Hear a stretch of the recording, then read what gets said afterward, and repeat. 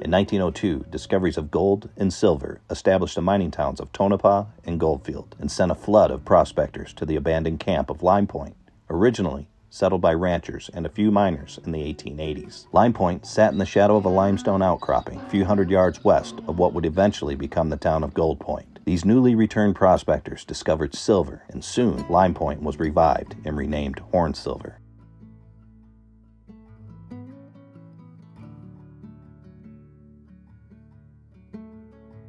Times were tough. Water was scarce, and so too were supplies, with the nearest major supply town being Unionville, 250 miles to the north.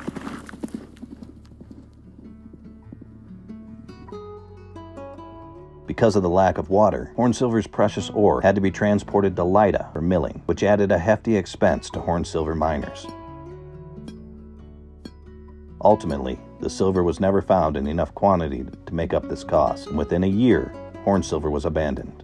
In 1904, a gold discovery southeast of the abandoned Hornsilver camp spurred the development of rhyolite. And in 1905, the Great Western Mine Company discovered a rich silver vein southeast of Hornsilver. In addition to silver, small amounts of gold were found, and once again, prospectors rushed back to the area. In 1908, the Hornsilver Herald began publication. A post office was established, and the tent homes and businesses turned into wooden structures, and the camp of Hornsilver became the town of Hornsilver.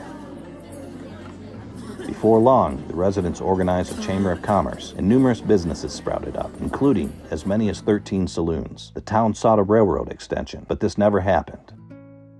The town peaked at a population of around 1,000 people, with over 200 wood-framed buildings. And in 1909, rampant claim-jumping litigations brought many of the area mining properties into the courts, slowing mining productions drastically. This, along with the same costly mining practices of shipping ore to Lida, halted the town's growth, and before long, most of Hornsilver's businesses had closed, and many of its residents had moved on. In 1922, Charles Stoneham, owner of the New York Giants baseball team, purchased the nearby Great Western Mine. But it wasn't until 1927 when a miner by the name of J.W. Dunphy went down the mine and made a huge discovery of gold. Within a few years, more gold than silver was being mined, and the town's name was once again changed. Hornsilver would now be known as Gold Point.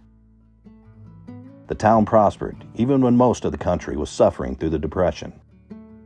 When America entered World War II, the government ordered all gold mines shut down, deeming them non-essential to the war effort.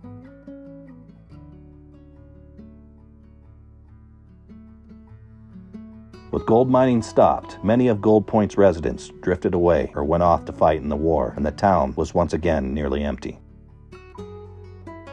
After the war, mining resumed on a small scale and continued into the 1960s when a cave-in from an errant dynamite blast at the Dunphy shaft dealt the final blow to the struggling town. The quantity and value of the ore from the mine would not be able to cover the cost to repair the shaft, and the mine and town were shut down for good.